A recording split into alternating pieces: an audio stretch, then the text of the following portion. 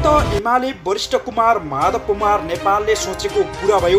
भर्खरै राष्ट्रपतिमा नियुक्ति, देशभर खुसियाली।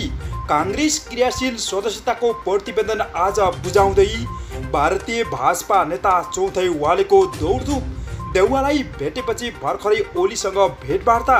माधव नेपालको साथ छाडेका नेताहरू ओलीसँग वार्ता गर्न बालकोट।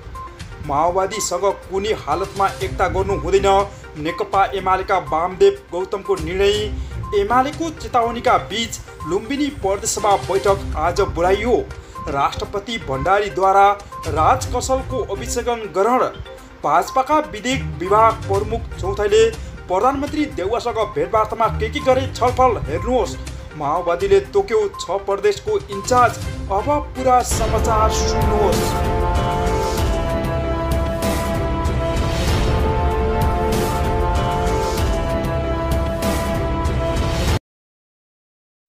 दर्शकबिन नमस्कार, स्वागत छ हाम्रो च्यानल ताजा नेपाली खबर टिभीमा। अहिलेसम्म हाम्रो च्यानललाई सब्स्क्राइब गर्नुभएको छैन भने कृपया च्यानललाई सब्स्क्राइब गरी हामीसँग जोडिनुहोला। 24 घण्टा नयाँ ताजा र फरक खालका समाचार सुन्न पनि नछुट्नुहोला। साथै हाम्रो मेहनतको लागि सानो लाइक र शेयर पनि गर्न नभुल्नुहोला। अब लागौँ पहिलो समाचारतर्फ। नेकपा एमाले विभाजित हुँदा नेता माधव कुमार नेपाललाई छाडेका नेताहरू अध्यक्ष केपी शर्मा ओलीसँग वार्ता गर्न आज बालकोट पुगेका छन्। अध्यक्ष ओलीसँग निर्णायक वार्ता निम्ति दबाब दिन नेताहरू बालकोट पुगेका हुन् भने नेता नेपालले एमाले विभाजन गरेर नेकपा एकीकृत समाजवादी पार्टी दर्ता गर्दा असहयोग गरेका भीम रावल, घनश्याम भुषाल, गोकर्ण विष्ट, सुरेन्द्र पाण्डे लगायतका नेताहरू आज ओलीसँग वार्ता गर्न बालकोट पुगेका छन्। पार्टी एकताका लागि 10 बुँदे सहमति कार्यान्वयन गर्न तेस्रो धारको नेताहरूले ओलीलाई मङ्गलबारसम्मको समय दिएका छन् भने तर ओली पक्षका नेताहरूले सहमति अनुमोदन सहित कार्यान्वयन चरणमा गरिसके। अब लागौँ अर्को समाचारतर्फ। नेपाली कांग्रेसले पार्टीको 14औं महाधिवेशनका लागि क्रियाशील सदस्यता विवाद टुङ्गाउँदै आज त्यसको प्रतिवेदन केन्द्रीय सभापति शेरबहादुर देउवालाई बुझाउने भएको छ। क्रियाशील सदस्यता विवाद टुङ्गाउन जिम्मेवारी प्राप्त नेताहरूको आज साँझ सभापतिलाई सो प्रतिवेदन बुझाउन लागेको क्रियाशील सदस्यता छानबिन समितिका संयोजक रमेश लेखकले रासनलाई जानकारी दिएका छन्। पार्टीको गाउँ नगर वडा अधिवेशनका लागि क्रियाशील सदस्यता मतदान हुनुपर्ने समेत जानकारी गराएका छन्। अब लागौँ अर्को समाचारतर्फ। भारतीय जनता पार्टी भाजपाका नेता तथा विदेश विभाग प्रमुख विजय मुरलीधरन चौथाईले नेकपा एमालेका अध्यक्ष केपी शर्मा ओलीसँग भेटवार्ता गरेका छन् भने चौथाई वालेले ओलीसँग आज सोमबार भेटवार्ता गरेका हुन् भने ओलीसँग भेटेपछि उनले ट्विटरमा लेखेका छन्, नेपालका पूर्व प्रधानमन्त्री तथा विपक्षी दलका नेता ओलीजी, आज बिहान काठमाडौँ हामीले नेपाल र भारत सम्बन्धलाई अझ अगाडि बढाउन सकारात्मक छलफल गरेका छौँ भनी भारतीय भाजपा नेताले आज ट्विटर मार्फत जानकारी गराएका छन्। अब लागौँ अर्को समाचारतर्फ। नेकपा एमालेका उपाध्यक्ष वामदेव गौतमले नेकपा माओवादी केन्द्रसँग कुनै पनि हालतमा एकता गर्न नहुने बताएका छन् भने नेता गौतमले प्राइम टेलिभिजनमा ऋषि धमलासँगको अन्तर्वार्तामा एमाले माओवादीसँग एकता गर्न नहुने तर्क राखेका छन् भने उनले माओवादी केन्द्रसँग 17,000 जनताको रगतमा टेकेर बनेको ऐतिहासिक पृष्ठभूमि रहेको र एमाले संसदीय सङ्घर्षको पृष्ठभूमिबाट बनेको भन्दै एकता सम्भव नभएको दाबी गरेका छन्। माओवादी र एमाले बीच एकता हुँदा आधा आधा कार्यकाल प्रधानमन्त्री हुने कुनै सम्झौता नगरेको पनि उनले बताएका छन्। गौतमले केपी शर्मा ओली, पुष्पकमल दाहाल र प्रचण्ड नारायण काजी श्रेष्ठले बालुवाटारमा मध्यरातमा कार्यकाल आधा आधा बाँड्ने सम्झौता गरेर आफूहरूलाई सुनाएको मात्रै बताएका छन्।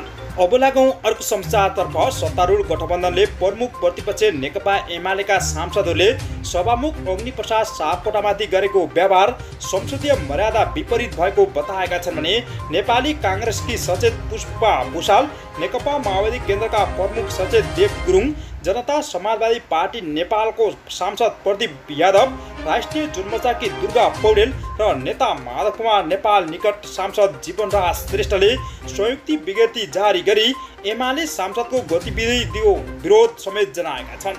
अब लागौं अर्को समाचारतर्फ। लुम्बिनी प्रदेशको प्रदेश सभाको बैठक आज पनि बोलाइएको छ भने नेकपा एमालेको अवरोधका कारण पटक पटक स्थगित भएको बैठक आज दिउँसो 1 बजेका लागि बोलाइएको छ। एमालेले प्रदेश सभाका 2 सांसद अजय साई र विमला खत्री ओलीलाई कारबाही नगरेसम्म संसद चल्न नदिने भन्दै बैठक अवरुद्ध गर्दै आएको छ भने एमालेकै अवरोधका कारण आजको बैठक पनि कार्यसूचीमा प्रवेश गर्ने सम्भावना न्यून रहेको छ।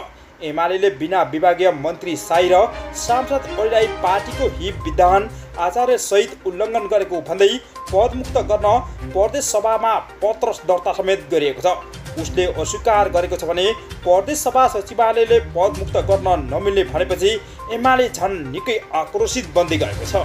अब लागौं अर्को समाचारतर्फ। स्वास्थ्य तथा जनसङ्ख्या राज्य मन्त्री उमेश श्रेष्ठले देशभरिका अस्पतालका लागि 20,000 चिकित्सक तथा स्वास्थ्यकर्मी थप्नुपर्ने बताएका छन् भने भरतपुर अस्पतालमा आइतबार आयोजित स्वागत कार्यक्रममा उनले चिकित्सक नर्स प्यारा मेडिकलको दरबन्दी थप्नुपर्ने आवश्यक रहेको बताएका छन्।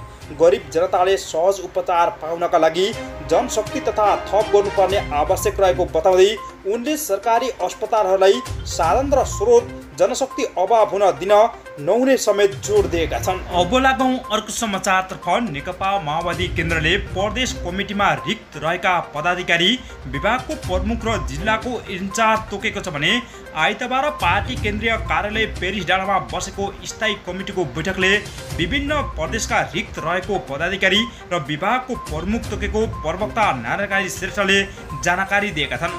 बैठकले विभिन्न प्रदेशका रिक्त पदाधिकारीहरू जिल्ला समितिका जसलाई अहिले जिल्ला समन्वयन समितिमा रूपान्तरण गरिएको छ भने इन्चार्जहरू तोक्ने काम भएको छ भने उनले भने यसैगरी पार्टीका विभिन्न विभागहरूको प्रमुखहरू तोक्ने काम भएको र उनका अनुसार बैठकले जिल्ला समन्वयन समितिका संयोजक तोक्ने जिम्मा सम्बन्धित प्रदेशलाई समेत दिएको जानकारी गराएका छन्।